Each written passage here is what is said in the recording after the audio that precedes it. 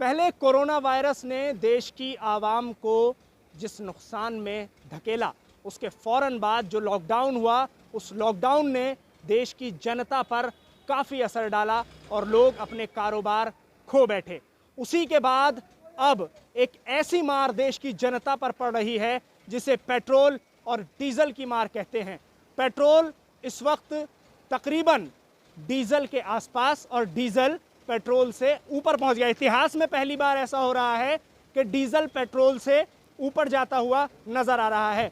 मैं इस वक्त जसोला सरिता विहार के उस पेट्रोल पंप पे हूं कि जहां अक्सर हम देखा करते हैं, जब भी इस पेट्रोल पंप पे आते हैं खासी भीड़ गाड़ियों की, लोगों की, बाइक्स की और जो बड़े बड़े टैंकर होते हैं उनकी भीड़ यहाँ नज़र आती है और वो पेट्रोल डीजल के लाइन में यहाँ लगे रहते हैं। लंबी लंबी कतारें होती हैं। लेकिन आज माहौल बदला हुआ है, आज वो तादाद गाड़ियों की नहीं है। सबसे पहले मैं जानने की कोशिश यहाँ करूँगा जो यहाँ का इंतज़ामिया है, जो जिम्मेदार हैं उनसे। सबसे पहले आपका नाम बताइए, क्या है? पूजा।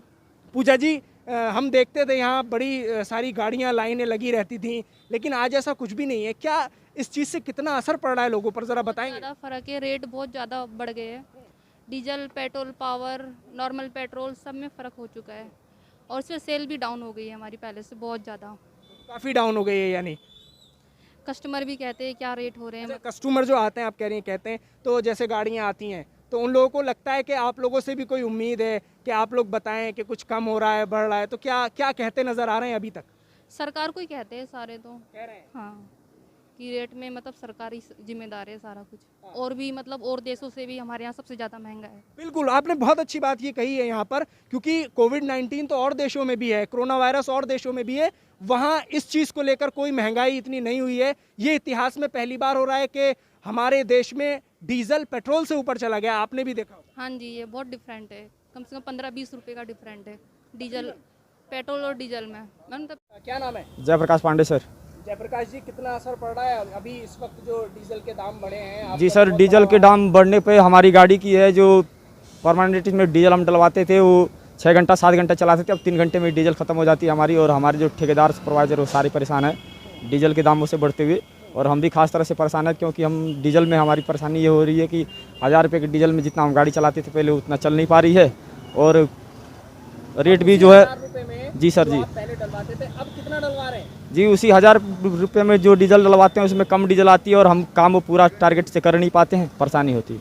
किसको जिम्मेदार ठहराएंगे? सरकार को ठहराएंगे सर, ये सरकार जो है उसको जिम्मेदार ठहराएंगे और किसको ठहराएंगे? तो क्या कहना चाहते हैं इस वक्त मोदी सरकार से? मोदी सरकार से ये कहना चाहते हैं कि सर पहले जो उनने अनाउंसमेंट किया था कि किसी चीज़ का रेट नहीं बढ़ाया जाएगा, इस लॉकडाउन के एरिया में उनने ऐसा काम कर दिया कि सबको परेशानी है, हेल्पर से लेके सुपरवाइजर, ठेकेदार, इंजीनियर सारी परेशान है हमारे। और इससे 75% सेल डाउन होने के चांस हो गए हैं। और जो हाँ 75%, और जिससे जो गाड़ियाँ वाले आते हैं पहले वो रेट देखते हैं, उसके बाद वो पहले दिल्ली में ना लेके बाहर ज़्यादा लेने की कोशिश करते हैं वो। और ज़्यादातर डीजल देख के भड़क भी जाते हैं। बहुत से कस्टमर कहते हैं भाई ये कुछ ज़्यादा रेट है, तो वो पूछते हैं यूपी का रेट कम है क्या है, तो इससे पता नहीं लग पाता। हमें उनको कहना पड़ता है भाई हमें नहीं पता क्या रेट चल रहा है इस टाइम। लेकिन जिम्मेदार सरकार को ही ठहरा रहे हैं सब सरकार को ही कह रहे हैं इस टाइम बहुत ज़्यादा परेशानी में है, क्योंकि लॉकडाउन ने पहली मार मारी लोगों पर, उसके बाद अब ये तो सबसे बड़ी मार है। ये सबसे बड़ी मार। ये पूरी जिम्मेदारी सरकार की बनती है।